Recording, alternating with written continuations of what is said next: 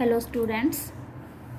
So in second unit, after finding the basic approach to all type of statistics, now we will apply Maxwell-Boltzmann statistics on an ideal gas.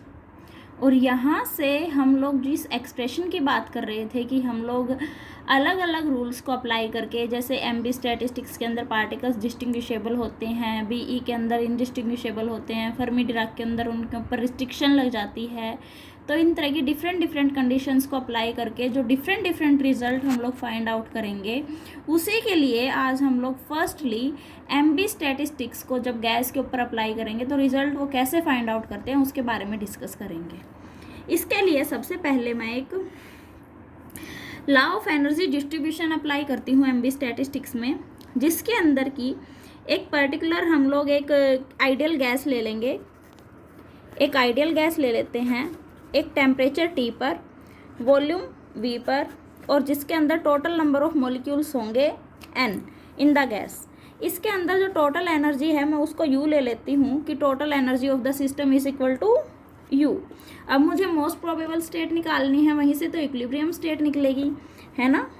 तो now जो हमने ये ideal gas ली है in a vessel of volume V, हम इसे compartments में divide कर देते हैं, जो कि कंपार्टमेंट होंगे 1, 2, 3 अप टू सो ऑन के।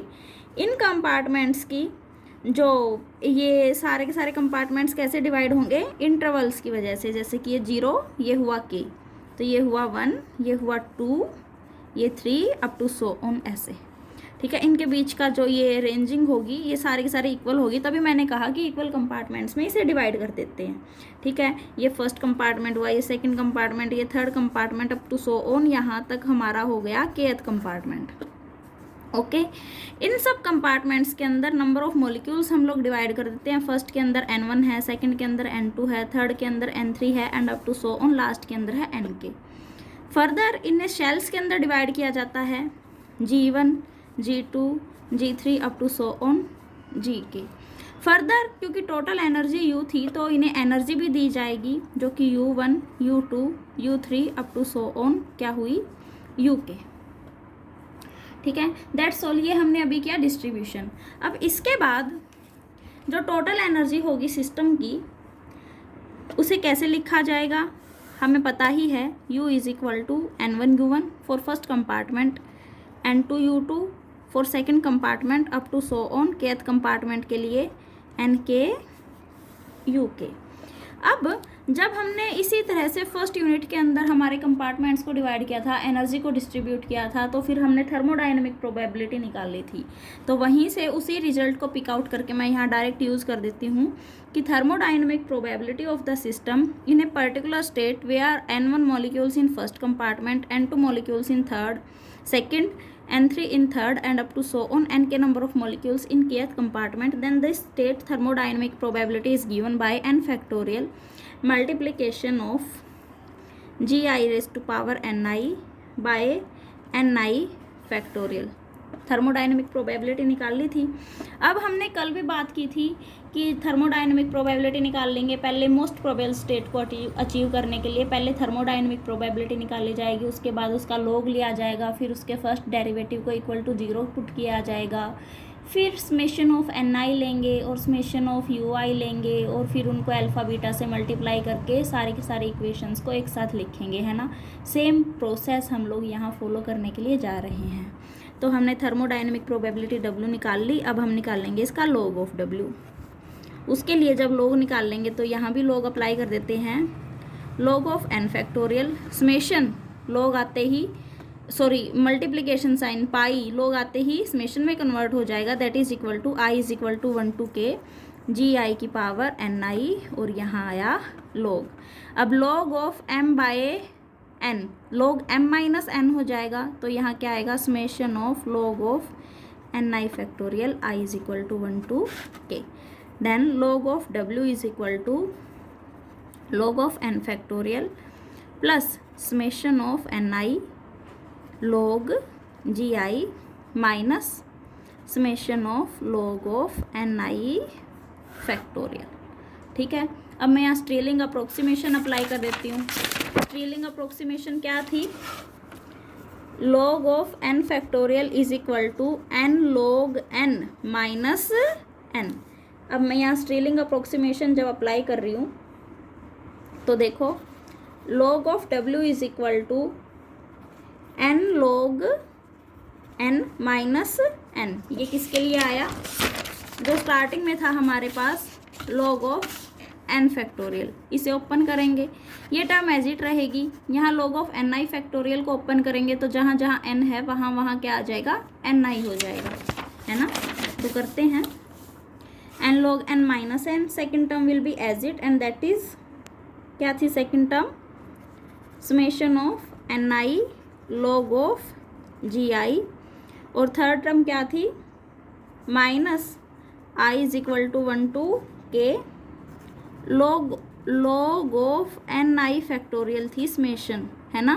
तो यहाँ ni log ni माइनस, देखो n log n minus n है, ये सारी टर्म माइनस में आएगी तो summation of ni, that's it. ठीक है, तो log of w is equal to n log n minus n plus summation of ni log of gi minus summation of ni log of ni minus minus plus plus summation of ni factorial i is equal to 1 to k। ni factorial नहीं, only ni।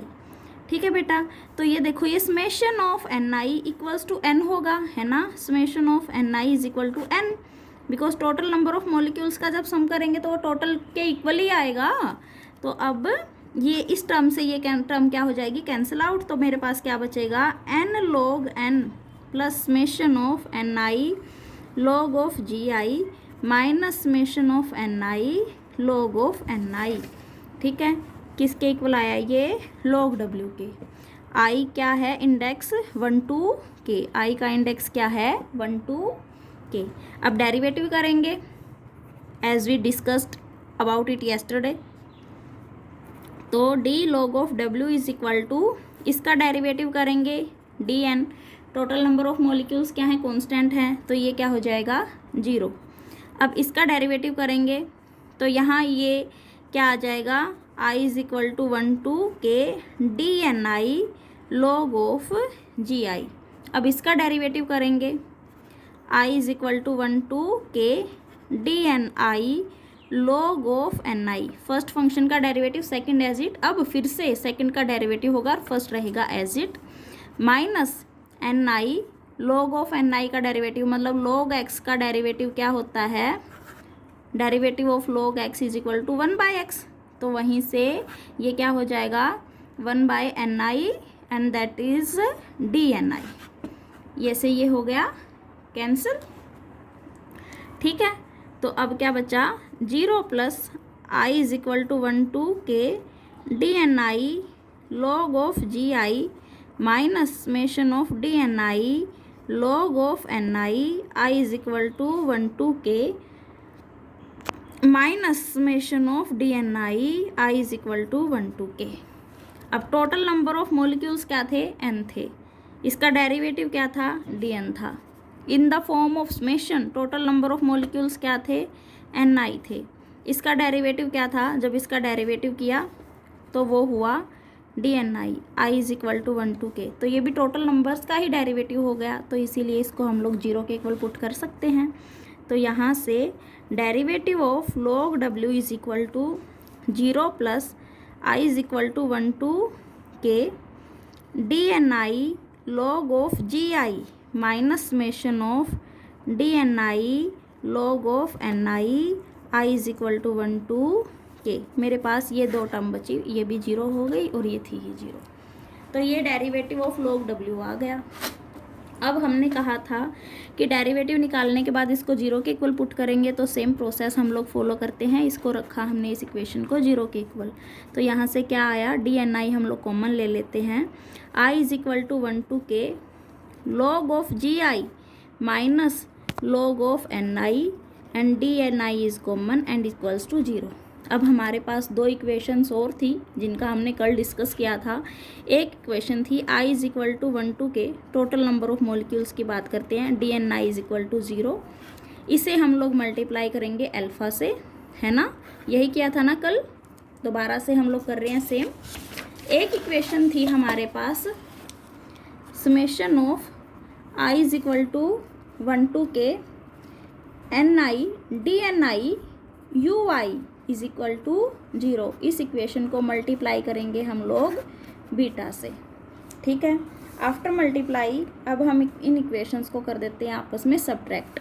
तो ये क्या हुई, ये देखो, ये हुई मेरे पास फर्स्ट इक्वेशन, ये हुई सेकंड इक्वेशन और ये हुई थर्ड इक्वेशन। फर्स्ट इक्वेशन में से सेकंड और थर्ड को सब्ट्रैक्ट करेंगे तो मेरे पास क्या बचेगा, log of G I minus log of N I minus alpha D N I, इनके साथ भी डी एन आई है, minus alpha D N I minus U I beta D N I is equal to 0। D N I को हर जगह से common ले लेती हूँ, I is equal to 1 to k, I is equal to 1 to k, log of G I minus log of N I minus alpha minus beta U I D N I is equals to 0। यहाँ से हम लोग easily लिख सकते हैं कि i is equal to 1 to k, क्योंकि D N I summation 0 के इक्वल था तो यहाँ से हम लोग इस टर्म को 0 के इक्वल रख सकते हैं।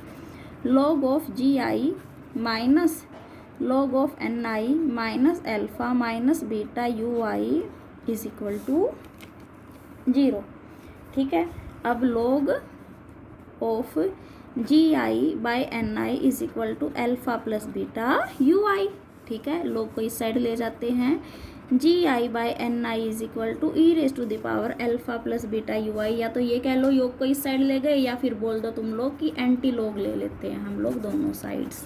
एंटी लॉग लेने के बाद ये हुआ, ठीक है। तो यहाँ से G I is equal to N I E raise to the power, नहीं हम लोग एन आई की वैल्यू निकाल लेंगे, एक्चुअल में जी आई की वैल्यू नहीं निकालेंगे, नंबर ऑफ शेल्स की, हम लोग नंबर ऑफ मॉलिक्यूल्स की बात करते हैं, ठीक है। तो N I is equal to G I E raise to the power minus alpha minus beta U I, जहाँ पर अल्फ़ा और बीटा क्या हैं, ये दोनों हैं कांस्टेंट। ये क्या है आपका Maxwell Boltzmann law of energy distribution के लिए जो रिजल्ट आएगा वो है कि ith कंपार्टमेंट में कितने नंबर ऑफ मॉलिक्यूल्स हैं, ये इसको डिफाइन करता है।